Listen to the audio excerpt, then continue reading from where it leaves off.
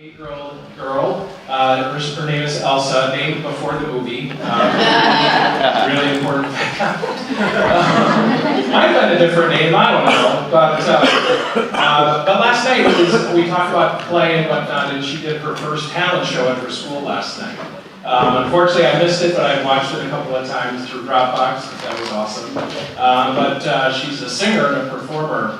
And she has just a really rich imagination. So it's very reinforcing. Thank you very much for that, Doug. I've known Doug for 20 years? Almost 20 years, yeah. So he referenced Dr. David Walsh and the National Institute on Media and the Family, and I used to chair that board. So I think I'm kind of a groupie in this space or something. I don't know, it's kind of weird, but anyway, here I am in Boston chairing this board. But I also founded an organization in 2003 called Share, Save, Spend, and we do work around money and values. And so our mission is to help families develop healthy money habits that honor their values and enhance their well-being. And a big part of it, I've written a few books, and a big part of the work that I do is really connected to this space because media and the culture has a huge influence on money habits and behavior. It's not just violent behavior, it's a lot of other kinds of behavior. So a little bit of that work. Just to my left is Jenny Radesky. Jenny is a physician. She's a pediatrician. She's a very prominent pediatrician. She serves on the staff. She's an assistant professor, at the prestigious University of Michigan Medical School. Her research interests, which there are many, but one in particular that we're so thankful that she's interested in is around the use of mobile technology and the use of that by parents who know children and how this relates to child self-regulation and parent-child interactions. That's a thing? That's a thing? That's a thing. It is a thing. And we're really glad it's her thing. She's going to tell us about that in just a bit. Clinically, her work focuses on developmental and behavioral challenges in low-income and underserved communities. She was the lead author in the very significant 2016 American Academy of Pediatrics policy statement on digital use of media in early childhood. So please welcome Jenny Radesky. And then to her left, and also my left, Josh Golin. You know a little bit about Josh. What I will say to you is this about Josh. I'm not going to read his bio, you can read that. But as the board chair, a couple things. One, when Susan Lin was stepping down, we were looking at transitioning leadership, which is a big deal from a founder-led organization, right? And we were really wondering and hoping that Josh would be the person to really lead this and take it to the next level. He has been, and he is. It's been really significant. I deeply value watching him grow and learn. We connect frequently, every couple of weeks, by design, not meddling, by design.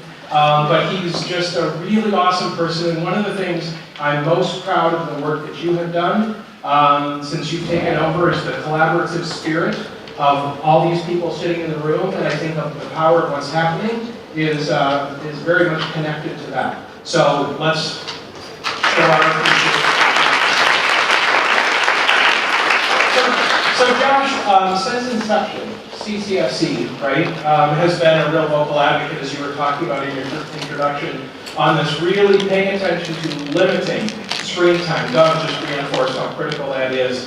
So could you talk a little bit about the history of CCFC in that space and why we feel and attending the decision since inception, really? Sure, and I just got word that it's really hard to see us in the back, so maybe when each of us is talking, we can just stand. We wanted to. I'm Nathan, by the way. We wanted to make this like a cozy, casual conversation, but we also want you to be able to see. So CCFC has long been concerned about the issue of children's screen time, and the reason for that is very simple. It is primarily through screens that children are marketed to, and also in a climate where increased regulation of marketing to children seems unlikely, though it seems more likely today, I would say, than it maybe did just a year ago. The best way that we have to reduce children's exposure to marketing is by reducing screen time. And that's something very practical. It's something that every family can do. It's something that every school can do. It's something that every community can do. So we've approached the issue of screen time in a couple of ways. One of our earliest things that we did was we tried to debunk the baby media industry. And so one of the things, you know, it wasn't that long ago when Baby Einstein was a must-have gift at a baby shower. Because Baby Einstein was lying to parents and telling it that was building all these brain connections in babies. And you know, if you wanted your child to get into Harvard, you had to give them a DVD at 3 months. And so we were able to debunk a lot of their claims. We were able to force them to give refunds for lying to parents for all those years. We went after another company called Your Baby Can Read, which was a really predatory company that was telling parents that if you put a baby in front of these videos that they would start reading as a baby. And we filed the Federal Trade Commission complaint, and the Federal Trade Commission fined this company so much that they had to go out of business. And this was a company that really preyed on low-income families, and the fact that low-income families felt that they didn't have the resources to get their child ahead, so if they saved their $200, they could do this. I mean, it was a really, really disgusting company. So that was kind of some of our early screen time work. In 2011, we took over what used to be called TV Turn-Off Week. We now call that Screen-Free Week. And it's coming up May 2nd through May 8th. We challenge you, we challenge your family, we challenge your school, we challenge your community to go without entertainment screen media for 1 week. That's entertainment screen media. Unfortunately, you still have to go to work. You still have to do your homework if your homework is on a screen, but your homework really shouldn't be that much on a screen anyway. So that's a little bit about the history of some of the work that we've done. And you know, when we talk about screen time, and Jean put this slide up earlier, we tend to think about effects like obesity, lack of sleep, which is a huge problem going on because of media. We tend to think about attention problems, its effect on learning. But exposure to commercialism is also another effect of excessive screen time. But it's not even just that it's an effect. And one of the things that I think our thinking has really evolved in the past few years, it's not that necessarily, it's just that kids are seeing more ads, that they're being targeted for more advertising if they're using more media. It's that the advertising is actually driving the design of the media and then how much kids are using media. So I'm going to give 3 examples. 3 examples.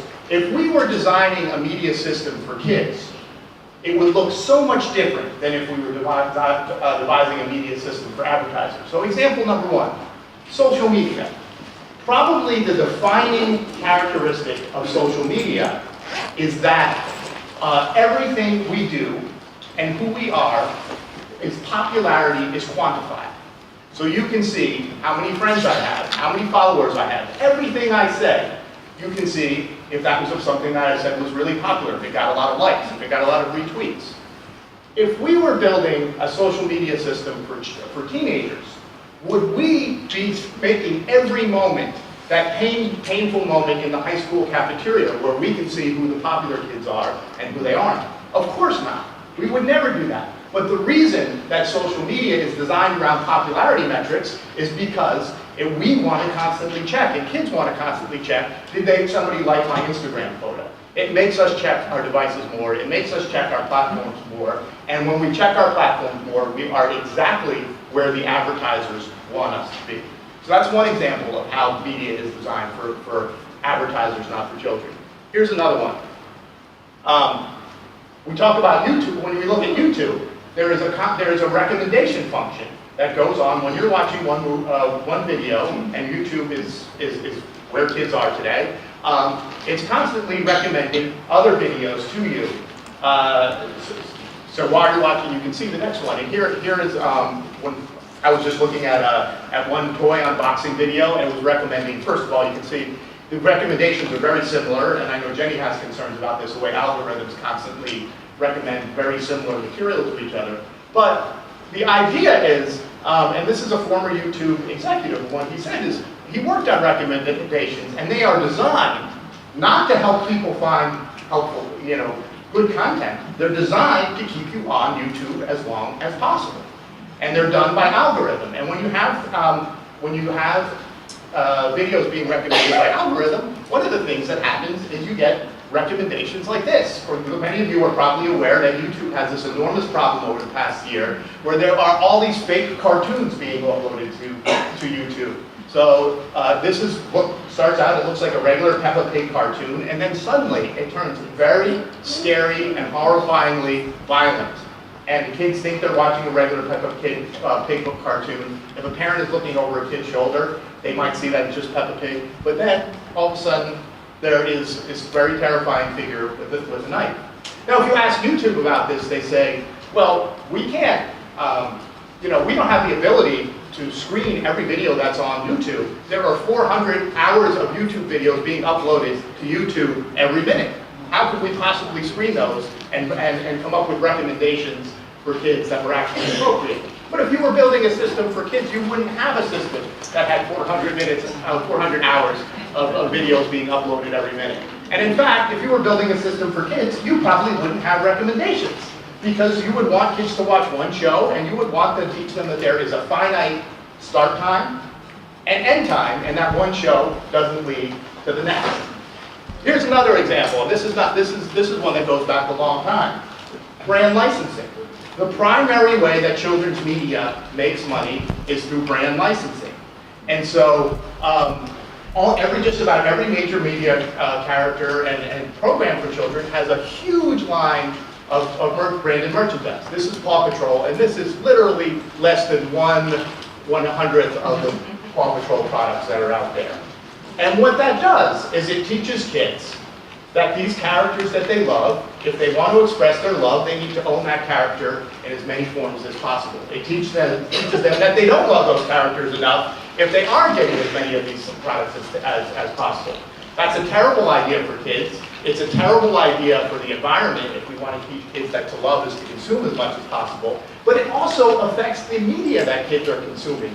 Because if you talk to people in the children's media industry, they'll tell you, you can't get a program made if you don't have a cute character that you can put on all these products and that is going to move merchandise. So it's not just that watching the program is exposing kids to these characters who are then used to sell all these things to kids. It's that the very system that is set up is designed to sell to kids stuff, and that's changing the media that they're actually consuming. So Jenny, if you tell us a little bit about the research. What is the research telling us about how kids are developmentally vulnerable to this kind of advertising? Just a quick little sidebar. So Diane Levin had mentioned that she was in New York at one of these conferences where they were giving out awards to kids advertising. Yes, sorry, to kids advertising. And so when I was researching my first book, Prodigal Sons, Material Girls, So Not to Be Your Child's ATM, in 2001, I attended several of these Marketing to Kids conferences. And what I found, it was stunning. It was that there was a bunch of advertising people there with a bunch of the retailers, and just talking about ways to sell more stuff to kids. And to the point where I'll never forget, and I wrote about this in my first book, I wrote about there was a technique that they use, a tactic that they use called exolupophobia. And this marketer said how they worked with AT&T and a bunch of leading retailers. And the whole idea was that they were designing things to make kids feel afraid of being left out. And so they actually they coined a phrase for it.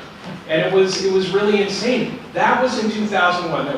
That was 3 years before Zuckerberg founded Facebook here in Boston, right? But now you fast forward today, and it's like it's taken that and it's everything on steroids. So I'm really interested on your perspective around what the research is saying. So, hi, I'm Jenny Radesky. It's great to be here. I'm nervous too. I trained at Harvard Med School down the block. I did my fellowship at Boston Medical Center, and so I like to be kind of talking with the people who taught me when I've been in Boston. It's really exciting. So I was the lead author of the Early Childhood Digital Media Guidelines from the AAP in 2016, and I'm going to be authoring with some other great pediatricians, authoring the upcoming advertising policy statement. So I want to talk a little bit about the way concerns about advertising to kids have changed over time. looking back at the last advertising statement that came out in 2006, written by Vic Strasburger, it really, he's an adolescent med doc, so it was really focused on the very persuasive effects that media-based advertising can have on kids in terms of drinking, smoking, risky behaviors, obesity, food preferences, things like that. I'm an early childhood-focused person, and my research lens has always been more on the early parent-child dyad and families living in adversity. So I started to get interested in commercialism and advertising, really focused on two experiences while I was in fellowship. Number one is that Nancy Carlson Page and Diane Levin both came and talked to our literature seminar. We read their books. Margot Kaplan-Sanoff was a big influence on me. And I was realizing the importance of play in so many of my patients. Working at BMC, a social safety net hospital, was play was something that just was not as available to them. Play spaces, toys, parents who had the time or mental space to sit down and be able to play with them. But yet, with the kids that I treat, who are wired a little bit differently, they might have ADHD or have weaker executive functions or trauma or autism spectrum disorder, play is one of the main ways that they build mental flexibility, the ability to stay on task, the ability to think of something and carry it out start to finish. And it's something that we recommend all the time as actually part of the intervention at home, where play is where therapies are embedded in. So I was really influenced by the idea that children get really constrained by commercial influences on their play, that their parents are sold messages that they should buy all the tech light-up toys that do more for the child, so the child has to do less, or the parent does less around them, which research does show. My other interest in commercialism has been based on some interviews I did when I was a fellow here, in-depth interviews with families from Boston Medical Center, from the suburbs, from a tech company around here. I wanted in-depth qualitative evidence of what families thought about this mobile technology revolution. And there's this overarching feeling of I'm just flooded. There's product after product after product. I cannot keep up.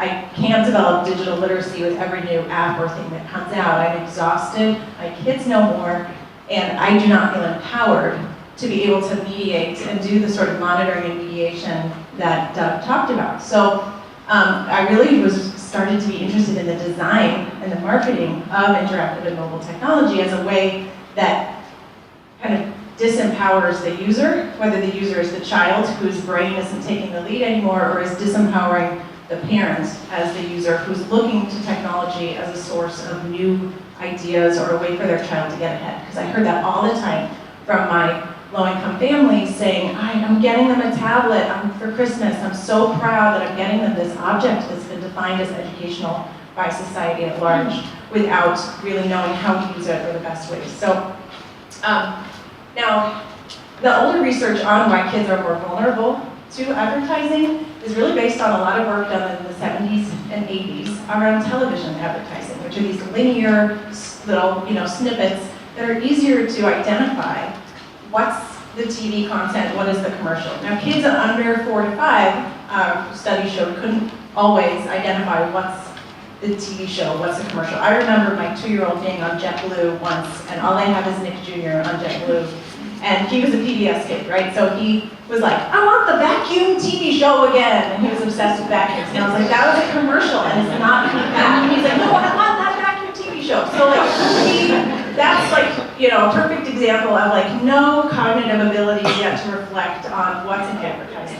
There's also the lack of reflective ability on what is this person trying to persuade me to do. So having the ability to critically analyze how someone else is trying to change your behavior. That relies on theory of mind, which doesn't emerge until ages 3 and 4, and executive functions, which have a nice little burst between 3, 4, 5, and 6, but the research was showing that up to age 12, most kids could not, on their own, without the help of a parent, critically analyze an advertisement and understand how it was affecting their behavior. So that's why Sweden has banned advertising to children under age 12. Brazil has worked on similar policies. So there's that. That is the old, television-based research.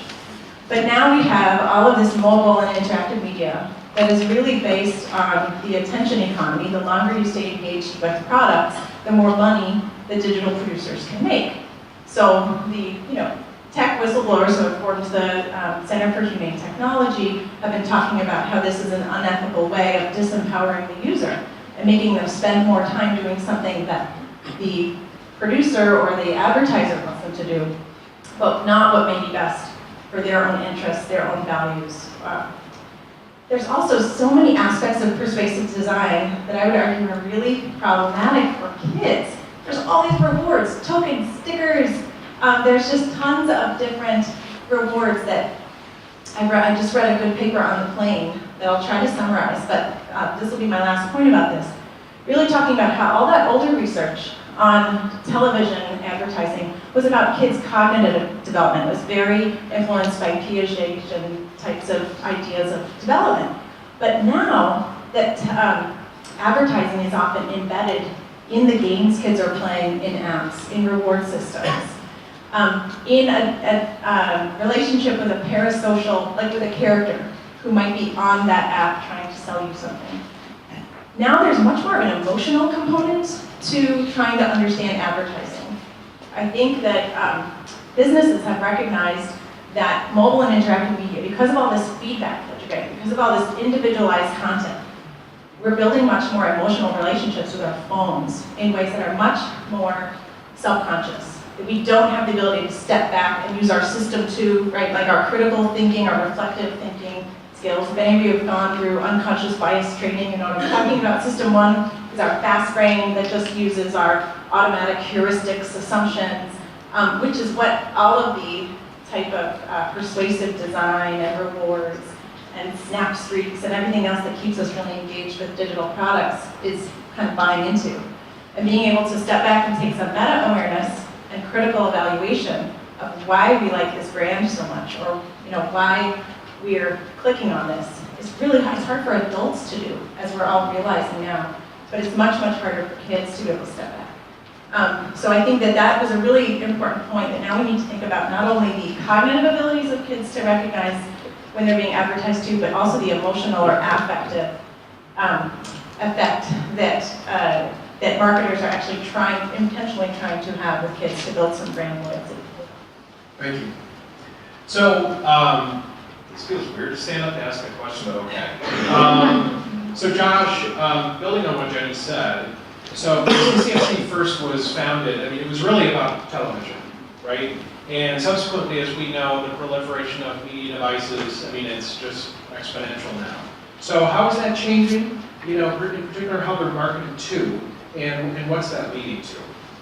Sure. Yeah, it almost feels, TV commercials almost feel like quaint. The good old days in 2003 when I started at CCFC, and that's what we were worried about. So one of the things that I think is really important to understand is the internet is significantly less regulated than children's television. So there are not great rules on children's television. There are not robust enough rules on children's television, but there are still rules. On the internet, there's nothing. So one of the things that is required on children's television is there has to be some separation between commercial content and programming content. You can't have product placement. You can't have post-selling, so you can't have a character in a show on children's television telling you to buy something. On the internet, all bets are off. So this is an unboxing video. This is one of the most popular genres of YouTube videos for children. This one is actually a fairly unpopular one. It only has about 11.5 billion views. But this guy, Evan, this kid, Evan HD, his channel in total has several billion views. And he's the second most popular unboxer. Ryan's Toys is up like close to 10 million. So these are incredibly popular videos. And what they are is, they started out, I think, somewhat organically. Parents filming their kids opening toys and posting it to YouTube. And not surprisingly, kids find that really exciting to see other kids opening a toy excitedly. And so what the marketers realized, well, some of these kids are really popular and more popular and getting more views while they're opening these toys, so why don't we make deals with their families? And so this is Evan getting a box of Star Wars toys. He's about to open it. You'll notice this is a 6-minute video, so either kids are watching a 6-minute video. Now, it would be unethical not to disclose that this was an advertisement. So if you take out your binoculars, you can see up in the top corner, it says all products and other considerations provided by Target, which is completely meaningless language to a 6-year-old who wouldn't know what the heck that meant, even if they had a microscope. If you're a parent and you're coming in, it just looks like you're watching a video of a kid playing with toys. You have no idea that this is in fact a 6-minute infomercial. And again, this would not be allowed on children's television, so why is it allowed on the web? Another thing that we're seeing is that you can make media content much cheaper and much quicker for kids. So this is Shopkins. This is a very popular brand with young children. And what they've done was, they didn't want to go through the trouble of creating a television show for kids. That takes a lot of writers, that takes production values, that takes money, that takes time. So what they did to launch this brand is they just made 60-second YouTube videos that kids love. Again, these have tens of millions of views, these videos of featuring these characters, Shopkins. That's all they did to launch a brand. They didn't bother, you know, with the work of making a TV show. And then what this allows them to do is they can see which characters get more views on YouTube, and then they can produce those toys based on the ones that are getting the more views. So they're using the data to right into their marketing and their production to sell back to kids. Okay? And that's the use of data in the broad sense to market to a whole segment of kids. But of course, what's also going on is that data is being collected from kids on YouTube and on other sites to personalize marketing to them. We've all had the experience, right? We look at something, sometimes we even talk about something in our house, and then all of a sudden an ad appears on our phone and it follows us around the internet, and it's really, really creepy. Kids, that's happening with kids too, and it's not supposed to be happening with kids. The one law we do have to protect children on the internet is the Children Online Privacy and Protection Act. And that law was designed to keep kids out of this kind of corporate surveillance economy that occurs on the internet for targeted marketing.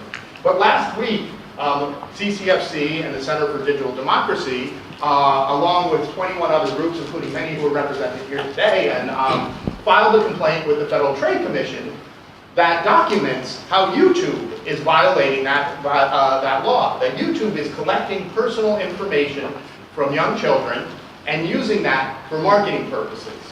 Now, when we filed that complaint, YouTube's response was unbelievable.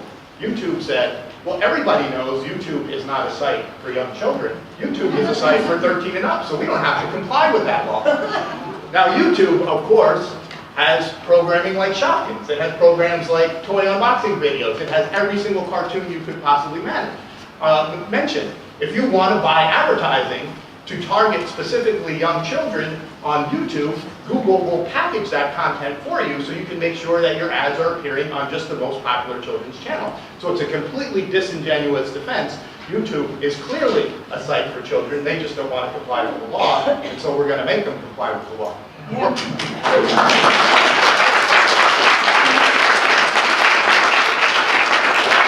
Josh, can you hold the mic a little closer? Oh, sure, sorry. And I don't want to just pick on YouTube. I mean, well, I do really want to do that. But it's not just YouTube. So last week, a study came out of 5,800 child-directed apps and found that roughly 57% of them were violating the Children's Online Privacy and Protection Act by illegally collecting personal information from children. And a lot of those were sharing that information with third parties for advertising purposes. So this is a widespread, rampant problem with targeted marketing occurring to children because of their browsing habits, because of their geolocation, because of personal information about them. And you can imagine advertising is powerful to a child. You can imagine when that advertising is personalized to their interests and to what their likes and dislikes, and how much more powerful that advertising would be. And then, of course, we're starting to have advertising which is using technology to combine the data that's being collected from us and things about knowing what we're doing and what we're playing, and taking us to real world locations in order to sell us things. So everybody remembers the Pokemon Go craze of a couple of years ago, where you would go on these treasure hunts to capture these Pokemon. So this game took the world by storm. Everybody was playing it, kids and adults. So what did they do? They started cutting deals with McDonald's and Starbucks. So you could go to McDonald's and Starbucks and capture Pokemon at these locations and do really well in the game. And oh, while you're there, you can then buy a 650 calorie pink Pokemon Frappuccino, and you get the idea. Now we actually, we went to the company Niantic that makes this game, and we demanded that they not use kids in these types of promotions, because there's a kids version of Pokemon Go and there's an adult version of Pokemon Go. We did get them to agree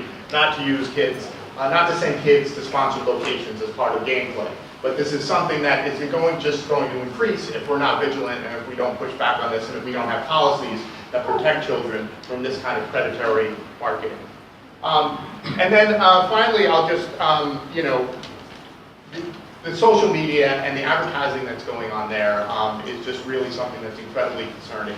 If you are a kid or a teenager or a college student and you're on Twitter and you say, oh God, I have to stay up all night because I have an exam tomorrow, you are likely to summon a bot from Red Bull that will tell you, hey, here's a coupon to go get a free Red Bull so you can stay up and study for that exam. This is the kind of real-time marketing that technology allows people to have, these companies to have, real-time personalized marketing based on what kids or teenagers are doing and talking about. And so one of the reasons why we started this campaign to try and get Facebook to pull this Facebook Messenger Kids app for kids, for young children, is not just because of the concerns about screen time, but because we don't want kids to have their relationships through these commercialized platforms. It's so important that we give them, not only to have them have relationships in real life and off screens, but these platforms are designed just to collect data from us, to commercialize our relationships, and to think that the only way that we can have friends is through these platforms that are really just designed to collect data from us and advertise back to us. Great. So speaking of manipulation, Jenny, talk to us a little bit about how this is happening, you know, with younger children and some of the things that you're discovering in your research and how manipulative it is. Okay, so what,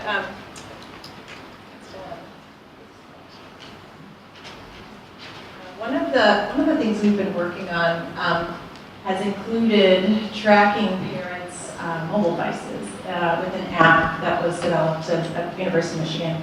And we are sometimes capturing children playing on their parents' phones, and so we've started to play some of the games that the kids are playing on their phones, just because these are not the games that I would otherwise play with my kids, or that are highly rated on Common Sense Media, or other sorts of things that I might get for PBS. These are, I just was really curious. So what we've been finding is some, let's just unpack a screenshot like this. So this is Masha and the Bear. Oops, Masha and the Bear. Which is, I think it was like educational games for kids, you know, so it would have those names that would come up in Google Play Store. And this is frequently something that would either pop up or be brought up if you touch the little like money sign that's pulsing in the bottom, you know, on the web page.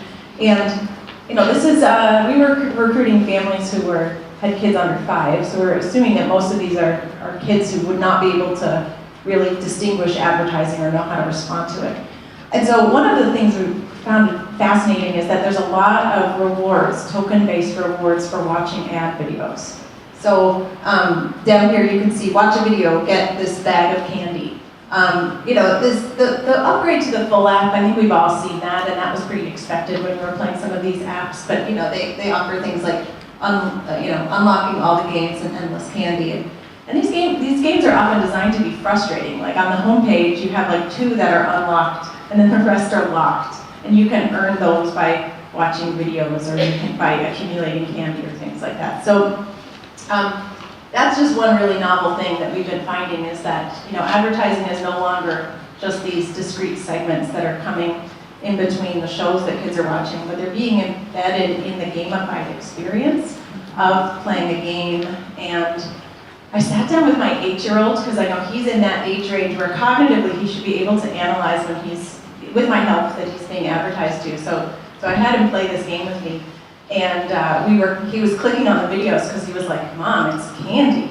And we were watching the videos, and on another Masha and the Bear app, there were like dancing treasure chests that he was like, I want to click that, it's a dancing treasure chest. So he, was clicking, he was watching videos, all of them were just for adult apps or, totally inappropriate, not child-targeted things, which now makes total sense with a study that came out that a lot of them are not using COPPA certified SDKs or the way that they distribute their ads. And I was hoping that I kept telling him like, no, let's just go back and play the game. And he's like, I'm gonna watch another. I'm really good at this. I'm really good at collecting candy. And so now that there's this emotional component, this reward, this satisfaction embedded in the advertising experience, it's something that I think is, like I was explaining before, it's just very different from just the cognitive control that you might need to identify ads. Another example of just kind of commercialism embedded in children's apps. This was another one where the whole game is about spinning a wheel, collecting eggs, waiting for them to crack, and just collecting toys. It's all this, it's kind of this wish fulfillment of collecting toys that you might not otherwise be able to have. A lot of them are commercial characters like the Hulk or Spider-Man or things like this. But it's, tons of banner ads, which we've all seen. This one I really like. It's like app-like apps and earn rewards. Download an app just to rate other apps so you can get more rewards. Chicago Theater Week, that's great, really appropriate for a 5-year-old. And, this is so satisfying. Why would you play anything else? It's just these really simple, rewarding little commercial experiences. These are all free apps. And so I think it's really a satisfying, it's been really interesting to us. And the cool thing is that we're going to be tracking these families over time to look at how the commercialization of children's apps, either on their tablets or on their parents' phones, associates with some of their play characteristics or their executive function over time. The last thing I'll just talk about is that Strawberry Shortcake. Her apps use a lot of parasocial relationship manipulation, and we were finding in her sweet shop that you can play a couple games for free, but then her friend Orange Blossom ordered a smoothie with these ingredients, and you could see that the orange straw you have to pay for. You have to unlock it for like $1.99.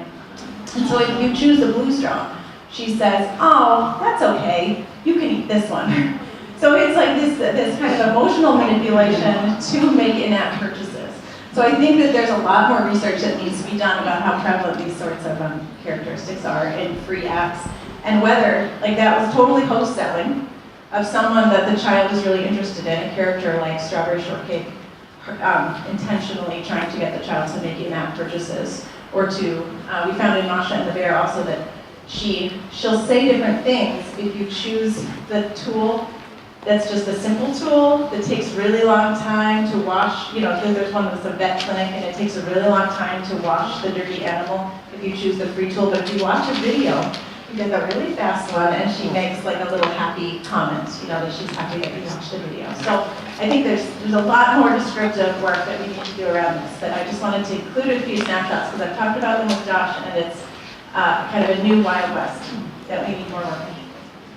So, what can we do?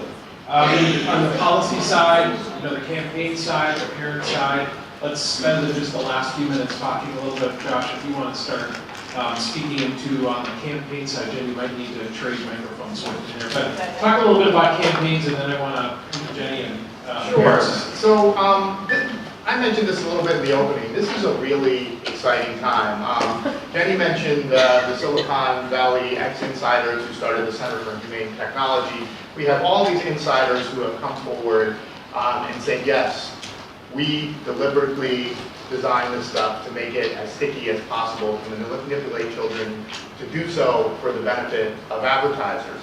And there's all this attention going on to this issue, and there's all this outrage. I think the Facebook scandal gives us a tremendous opportunity. People are paying attention to this issue like never before. And so I want to give one example of a corporate campaign that we didn't do. So right after we launched our Facebook Messenger campaign, which got such a huge amount of press, and right after, just a couple of months after we were successful in stopping Mattel from releasing basically an Amazon Echo for babies and toddlers.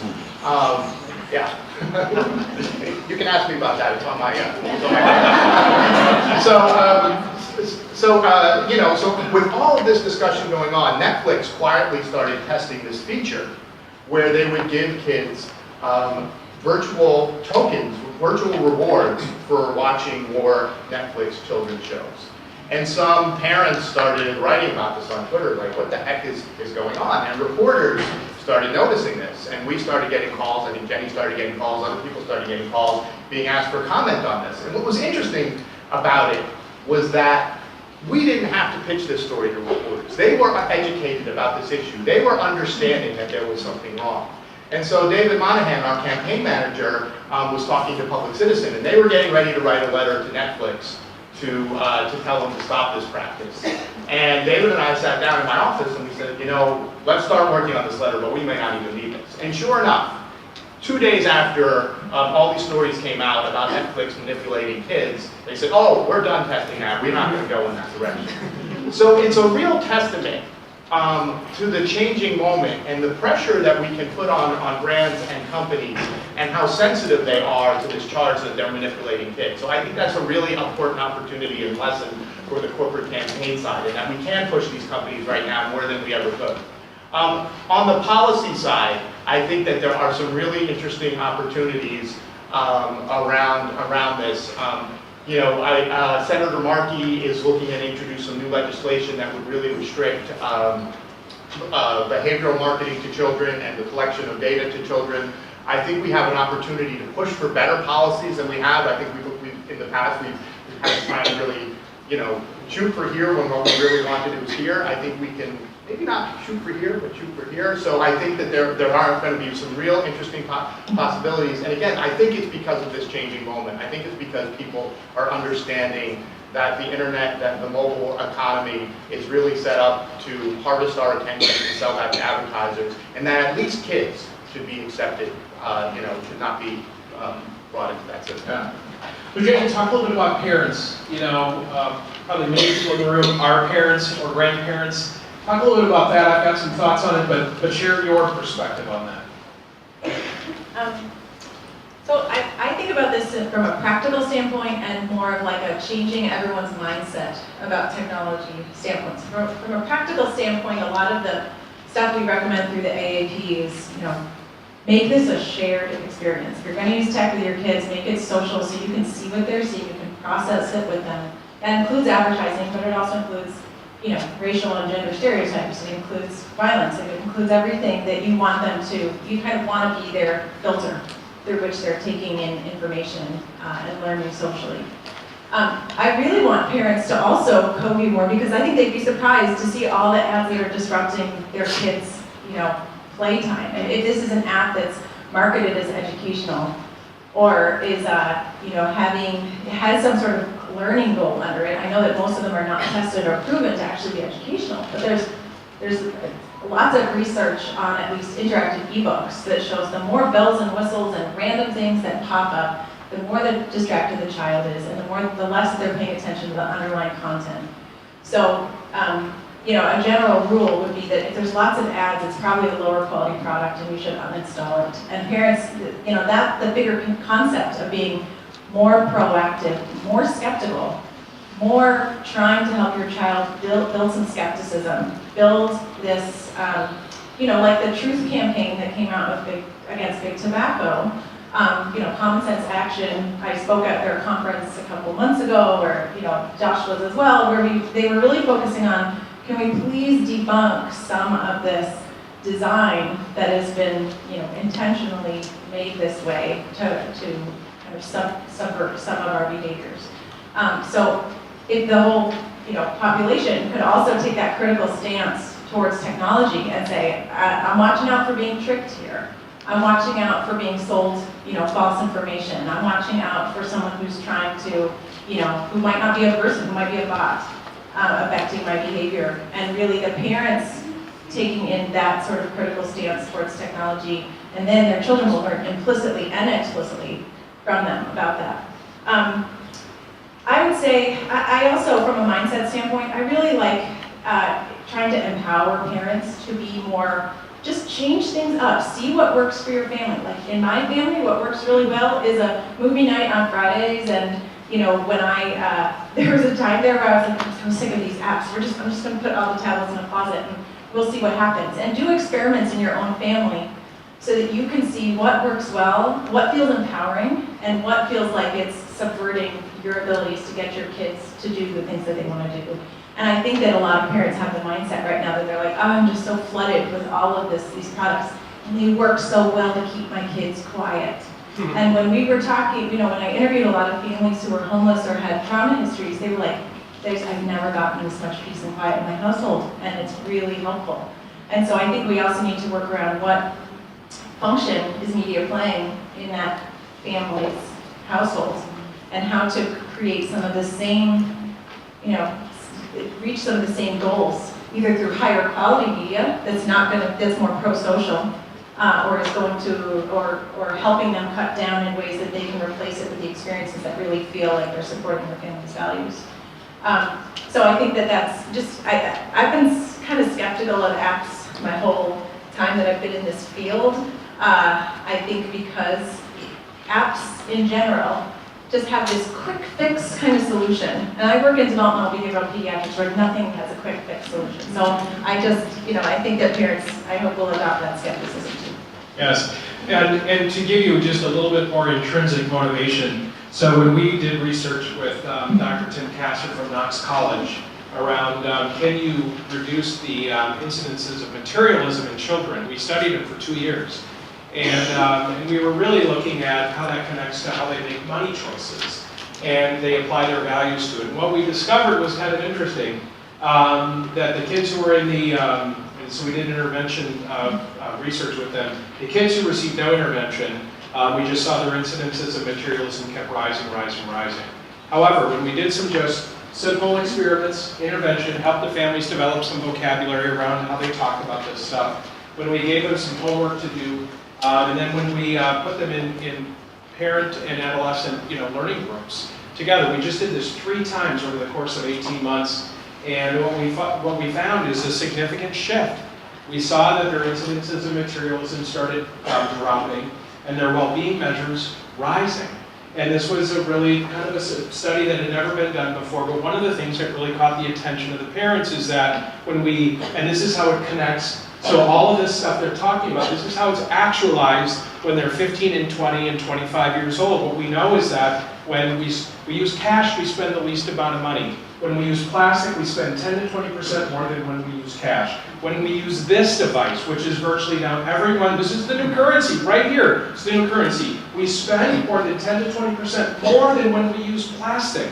Because it's not only currency, it's a micro-marketing targeting device. So everything they're talking about is welcome to the new future, right? And so just being thoughtful about how that actualizes itself, you know, and working on things like deferred gratification are really important. They really matter. Because everything that these games are doing are designed to do the exact opposite, right? The exact opposite. Let's thank Jenny and Josh for the